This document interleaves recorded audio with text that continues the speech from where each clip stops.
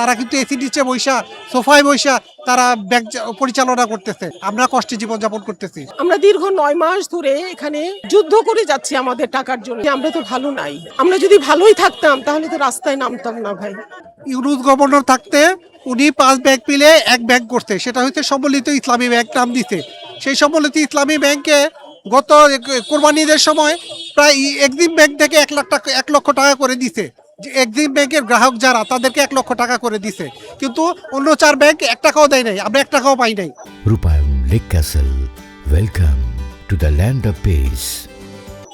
যদি সম্মিলিত bank ৫ bank মিলে এক ব্যাংক হয়, তাহলে এক ব্যাংকে এক ব্যাংকে এক নিয়ম, এটা কোন ধরনের কথাবার্তা? আমরা তো ব্যাংকের প্রতি আস্থা হারায় ফেলতেছি। যে আমরা আজকে টাকা, নিজের টাকা ব্যাংকে রাইখা আজকে কষ্টে জীবনযাপন করতেছি, সংসার চালাইতে পারতেছি না, বাড়ি ভাড়া দিতে পারতেছি না, সন্তানকে পড়ালেখা করাইতে পারতেছি না, অথচ আমাদের টাকা দিয়ে ব্যাংক চলে। সেই ব্যাংকের যে বাংলাদেশ ব্যাংকের কর্মকর্তারা, তারা কিন্তু চাকরিচ্যুত হয় নাই, তারা কিন্তু কষ্টে জীবনযাপন করতেছে না, তারা কিন্তু এসি নিচে বৈশা, সোফায় বৈশা তারা ব্যাংক পরিচালনা করতেছে।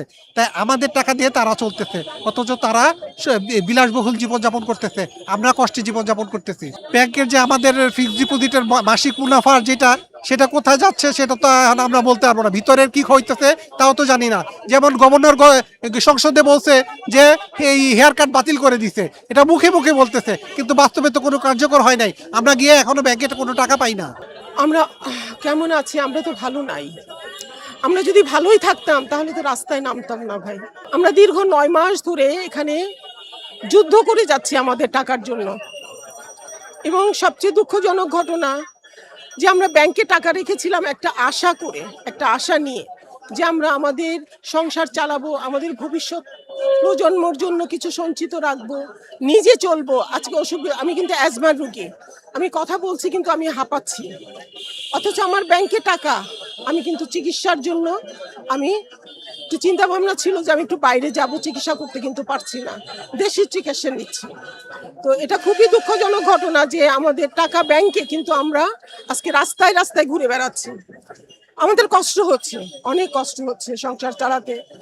আরো বেশি কষ্ট আমাদের আরো আছে যে আমাদের এক আপু, উনি মিরপুরে থাকেন, ওনার হাজবেন্ড ব্যাংকে গিয়েছিলেন, ওনার খুবই অসুস্থ। আমাদের দীর্ঘদিনের কষ্টার্জিত অর্থ এখানে জমা রেখেছি, কারো পেনশনের টাকা, কারো রেমিটেন্সের টাকা, কারো বাড়ি বিক্রির টাকা, কারো স্বর্ণ বিক্রির টাকা, যাতে আমরা সময় মতো আমাদের চাহিদা মোতাবেক টাকা তুলে প্রয়োজন মেটাতে পারি।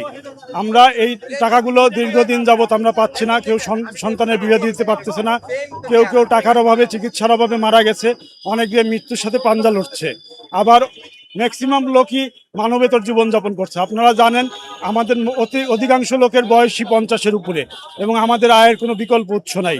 বাংলাদেশে বর্তমানে চরম বেকারত্ব চলতেছে। এই অবস্থায় আমাদের একমাত্র আয়ের উৎস ছিল এই সঞ্চয়ের মুনাফা।